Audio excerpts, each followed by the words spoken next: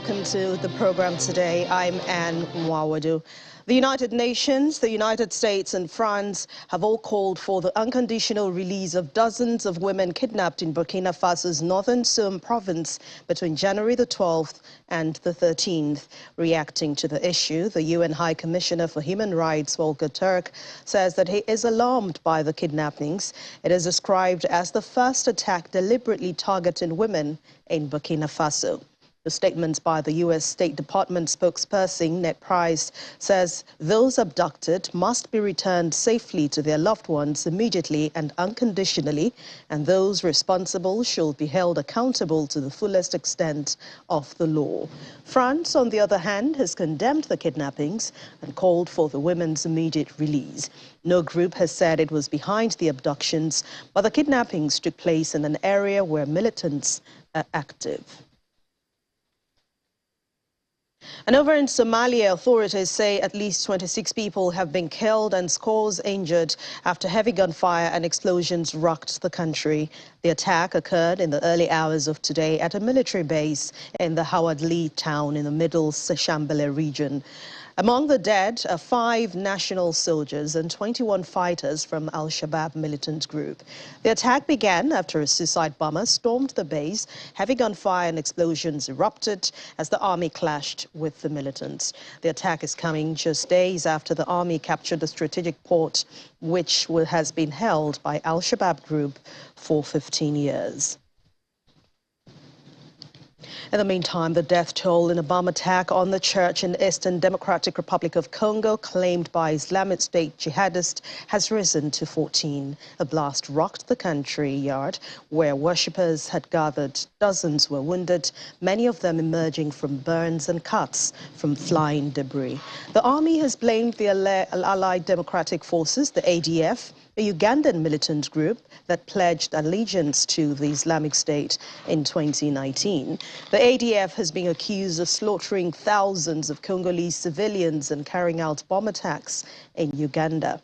The attack was the latest against civilians by Islamist insurgents that roam eastern Congo and have killed thousands of villagers since 2014. In the meantime, residents of the DRC's capital, Kinshasa, have been going through great length preparations for Pope Francis' visit to the country later this month, and that's including cleaning roads and streets. The Pope's visit is highly anticipated, as it will be a historic one for the papacy and for the Central African nation.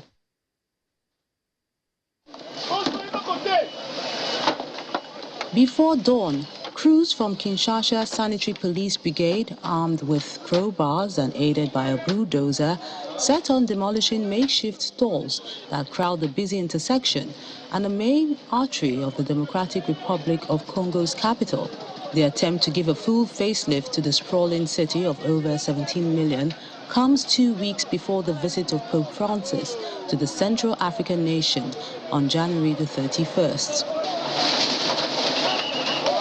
On January the 13th, Kinshasa's governor oversaw a day of operations and seemed satisfied the traffic had become more fluid after the clean-up exercise. Today, the traffic is fluid here, and we hope it will always remain like that. The Lumumba Boulevard is the main road leading to the airport that will welcome Pope Francis, and authorities have warned that development works will be carried out on site. Many families in the city depend on the so-called informal sector, which includes street stalls, side shops, and hawking for their livelihood. But this street vendor has no alternative to sell her goods. It's not really a problem, given we're not allowed to sell on Lumumba Boulevard. But in our case, we don't sell on the road, just nearby. Despite that, the police still come here and chase us away. I'm a widow. I pay my rent. I have a lot of children. I pay their school fees with what I earn here. I have no other job, and now we're being told we can't sell here. George Yalala, Kinshasa city coordinator for the campaign, said that the operation will continue after the Pope's visit. The cleanup we are doing just now is not only because the Pope is coming. This cleanup operation will continue to be implemented. There will be no point at which we will be told to stop. We will continue until we accomplish the President's mission. He said Congo needs to change. He has shown us the way. Everyone must follow. However, a Catholic priest, Victor Ntambwe, believes the authorities could have planned the operation better, way before the visit. I'm sorry for what the City Hall through the governor is doing. Did we have to wait for the Pope's visit to do something like this? I'm not sure we needed to wait for the Pope's arrival to start clearing the avenues and chase away street vendors. As we say, governing is planning. The people who govern should plan on what they should do. Congolese authorities said the campaign is not directly linked to the Pope's visit, but rather an ongoing effort to free thoroughfares, pavements and side streets, where traders and hawkers have set up shop, choking the city. Elsewhere, Turkish spy chief Hakan Fidan has been discussing intelligence sharing and other issues of common interest with Sudanese military leaders in Khartoum. According to local media, Mr. Fidan separately met with the head of Sudan's ruling Sovereign Council, Lieutenant General Abdel Fattah al-Burhan, and his deputy, Lieutenant General Mohamed Hamdan Dagalo. Both meetings were attended by Sudan's spy chief, Lieutenant General Ahmed Ibrahim Mufadal. Mr. Fidan conveyed his country's support for the framework agreements the military leaders signed with some pro-democracy groups on December the 5th. Turkey was among members of the international community that backed the deal, which was meant to pave way for the return of civilian rule in Sudan. And in Zimbabwe, supporters of the country's opposition party, Citizens Coalition for Change, has appeared in court for a bail hearing after they were arrested for a lawful gathering with intent to incite public violence. According to the Citizens Coalition for Change, Zimbabwean police on Saturday fired tear gas at an opposition party gathering in Harare and arrested 25 of its members, including 2 members of parliament. The arrests are coming after a wave of politically motivated violence against opposition supporters in rural Zimbabwe raised fears of repression ahead of the presidential election this year. Almost every province, in fact every province of the country, we are seeing these escalated incidents of violence. We've said we want elections, we don't want war. And this does not bode well for a free and fair election. And now we head to South Africa, where the country is set to begin 7 days of mourning in honor of Afreni Ginwala, who became the founding speaker of South Africa's first democratically elected parliament. Ms. Ginwala died on Thursday night at the age of 90. President Cyril Ramaphosa has directed that the national flag be flown at half-mast around the country until the evening of Tuesday, the 24th of January, 2023. During the 1960s and 1970s, she lived in exile in Mozambique, from where she helped many prominent members of the banned African National Congress escape abroad. Ms. Ginwala also traveled around the world, drawing international attention to the abuses of apartheid era.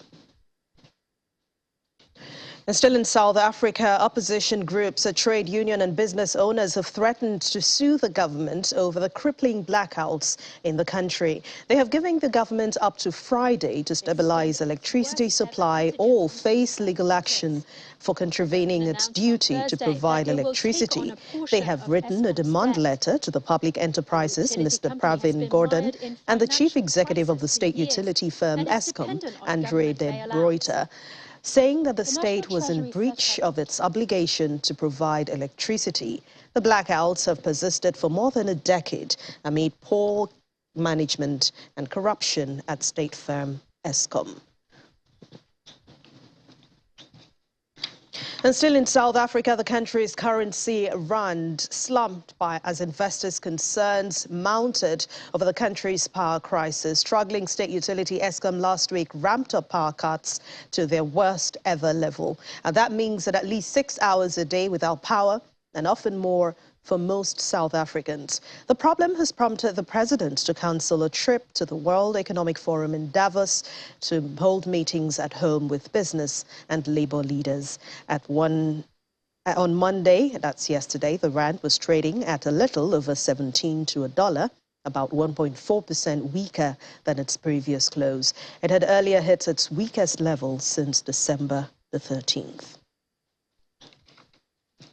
From South Africa, we head to Malawi, where schools have reopened for learning today in the country's two major cities following a cholera outbreak that killed hundreds of people. Schools in the capital and the commercial hub have all remained closed for at least 2 weeks after the Christmas holidays. The outbreak began in March last year and has so far killed more than 750 people. The health minister said the schools have now access to safe water and improved sanitation facilities, which will go a long way in reducing infections reported across schools. Malawi is among 31 countries globally hardest hit by cholera. Now here in Nigeria, mixed reactions have continued to trail the plan by the federal government to adopt local languages as a medium of teaching across primary schools in the country. In Kano, in northern part of Nigeria, the availability of instruction materials is a major concern, while some welcome the idea because of how it aids assimilation. Our correspondent, Sadiq Eliasu, files in this report.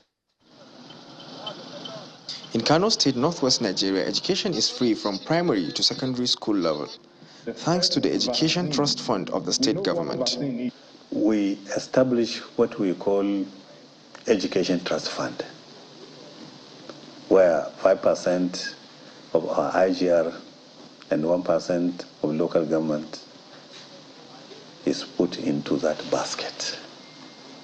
We use it for funding educational facilities.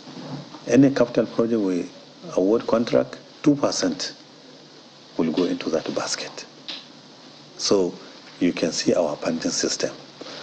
We use it in order to improve our existing educational facilities. The new language policy by the federal government stipulates that pupils would be taught in schools using their first language at their first 6 years in school. This has created mixed reactions from teachers in Kano State, northwest Nigeria. Naziru Ibrahim, an arts teacher, believes implementing the policy is a Herculean task for teachers, while Abdullahi Musa, a social science teacher, believes using pupils' first language would help in simplifying the content of a subject.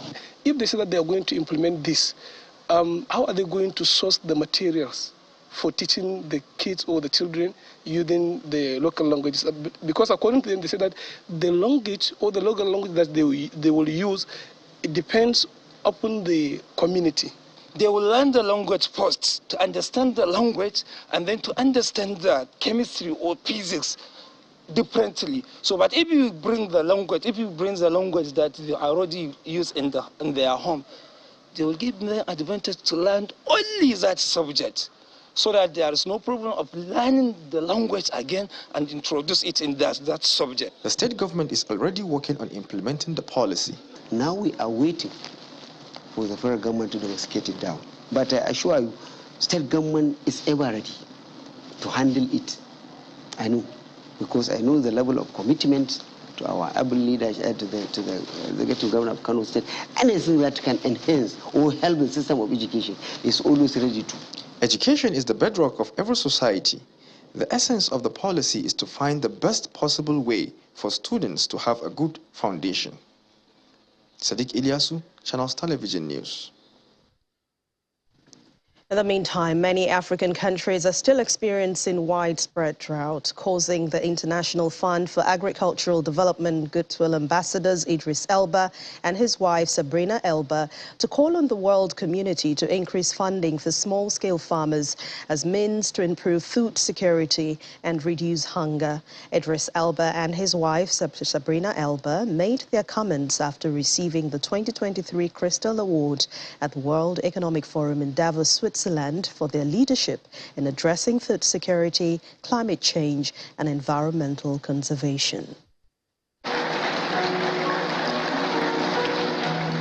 Speaking at an awards ceremony at the World Economic Forum in Davos, Switzerland, actor Idris Elba and his wife Sabrina asked world leaders to invest in small-scale farmers. The pair were accepting an award for their work advocating for food security, climate change and environmental conservation. The poor of this world are not just looking for aid and handouts. They're looking for investment. Investment in people, in nature, in innovation, in partnership. With greater access to finance, to markets, to resources, to technology, to knowledge, and to people, we can define a different future. Thank you so much.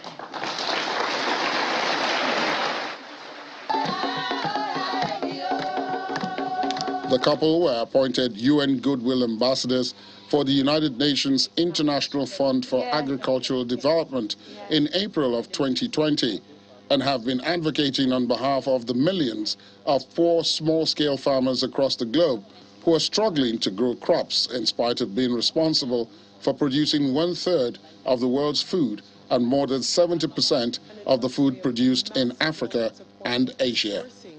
Too often, small-scale farmers are only one shock, one flood, one drought, or one failed harvest away from having to sell their assets to feed themselves.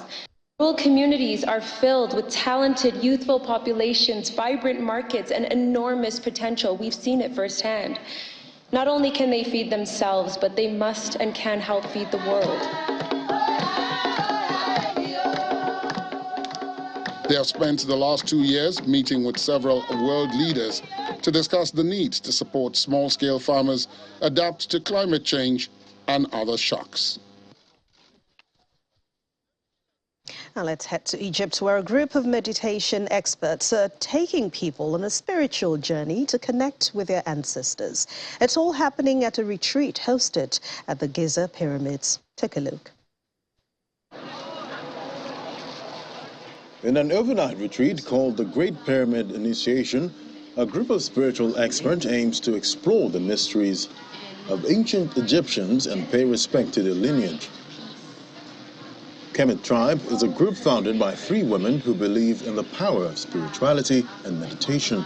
We wanted to have access to our sacred sites, and we wanted to be able to facilitate that to other Egyptians.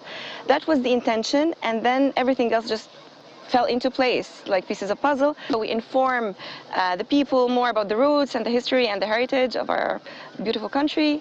And we also have the shamanic journey, which is a drum journey where people drift and journey in a guided map. So this is a shamanic journey. And there's also the sound medicine, where people receive healing through sound and vibration. And we also chant in ancient Egyptian, and this is one of our one of the highlights, because usually it's a lost tongue that is not known anymore, and making this accessible to everyday average people is very exciting and reviving to this history. The ceremony includes singing ancient Egyptian prayers, performing of sound and other forms of meditation. I've been heavily into not just ancient Egyptian history, but the spirituality aspect of our ancient origins for some while now, and there is absolutely no doubt that it's had an incredibly positive effect on my mental health. Anxiety gone. Participants also get private access to the King's Chamber in the Great Pyramids of Egypt. Despite mainly targeting Egyptians who want to reconnect with their ancestral roots, all those interested in spirituality of ancient origins are welcome to join.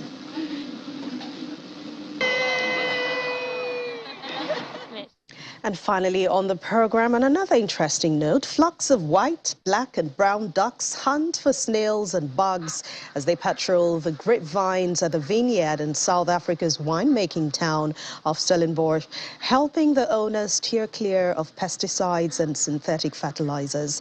Around 500 Indian runner ducks work as a natural pest control at the wine estate, but also entertain tourists there. Ducks are at the heart of the winery, regenerative agricultural practices, and specifically Indian runner ducks, which have long legs and an upright posture, meaning they are able to reach for snails between the leaves. Following their leader, the ducks march in a convoy through the vines.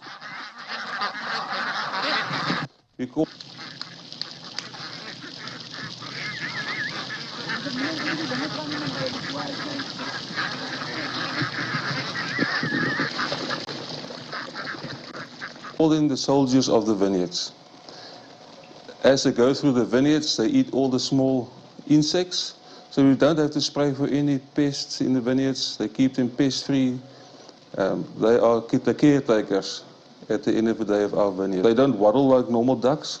They walk. They've got an upright posture, and their long necks actually helps them to eat the snails within the vineyards itself. When it's up there in between the leaves, they can reach that and they can eat them there. The Indian runner ducks are very well trainable.